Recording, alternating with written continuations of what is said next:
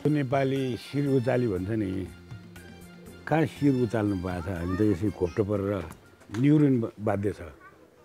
अझ यहाँ उभिन सकिने छैन। यो तल हेर्नुहोस्, यो सरी छ नि पीडा भनेको यो विभाजन हेर्नुहोस् त, अझ घाम खोसिएकाहरू। यसपालिको साझा सवालमा हामी काठमाडौँको झिलिमिलीसँगै जोडिएका केही ठाउँहरूमा पुग्छौँ। यसको तल नउभिन सक्ने स्थिति छ। यसो विथ हेरौँ होइन, यो द्वारबाट भित्र गएपछि एउटा बेड होला, एउटा कोठा होला, एउटा भर्याङ होला। अनि यो खण्ड खण्ड छ। अझ यसमा पनि दाजुभाइ हुनसक्छ क्या, यसमा टेको लगाइएको छ। उहाँ चाहिँ केशव स्थापित, उहाँ पहिला काठमाडौँको मेयर पनि भइसक्नु भयो दुईचोटि। उहाँ चाहिँ अहिले यहाँ प्रदेश सभाको सांसद पनि हुनुहुन्छ।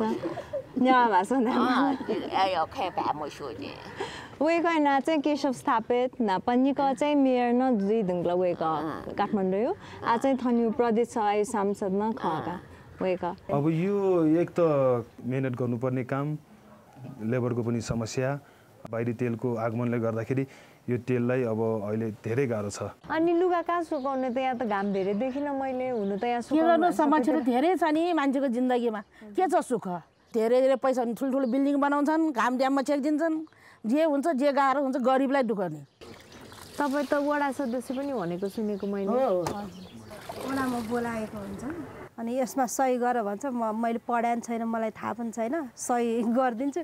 के कसो नपढी सही गरिदिनुहुन्छ? हजुर, मलाई थाहै छैन। अनि वडामा सही गरिदियो भनेर भन्छ, सही गरिदिन्छु, त्यति हो। मलाई केही थाहा छैन। इन्दिरा कनौजिया हजुर। हामीलाई धेरै समस्या छ यो काम गरेर खानलाई।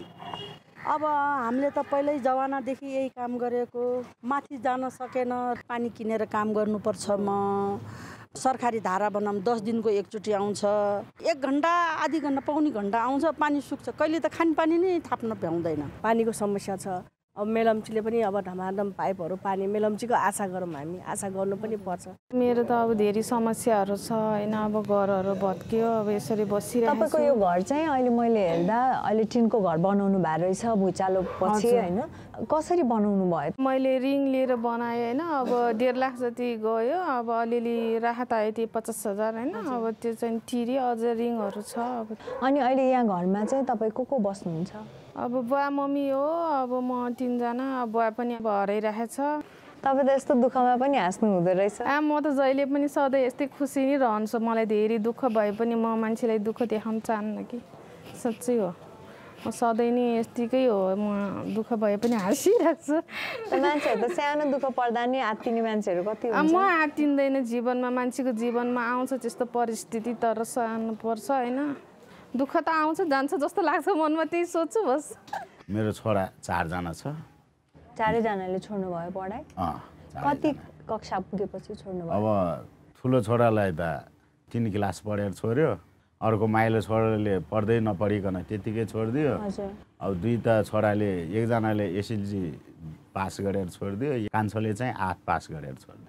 हजुर, अनि तपाईँले चाहिँ उहाँहरूलाई फेरि पढ्नुपर्छ भनेर सम्झाउनु भयो होला? सम्झाउनु चाहिँ अब हामीसँग पैसा भएन नि, मेन अब पढाउनु पर्ने पैसाले हो। अब पैसै नपुग भएपछि एकजनाको कमाइले यत्रो परिवार पाल्नै पर्छ। अनि पाल्नु परेपछि बच्चाहरूको फिस तिर्न पनि गाह्रो हुन्छ। अनि गाह्रोको भएको भएर अनि मैले त्यति कर पनि लाएन बच्चाहरूलाई। कोही बिरामी पर्दा अथवा एम्बुलेन्स बोलाउनु पर्यो? त्यो त आउँदैन, यहाँ ठाउँ नै छैन। अनि के गर्नुहुन्छ तपाईँहरू त्यस्तो अवस्थामा? एकदम बिरामी भयो कोही? बोकेर लाने, समात्ने, बोकेर लाने। के गर्ने ल भन्नुहोस् त। तपाईँहरूले सुविधा दिनुपर्छ। सक्यो भने सरकारले गर्नु, नसक्यो भने अब चुप लाएर बसिराख्नु। अब के गर्ने?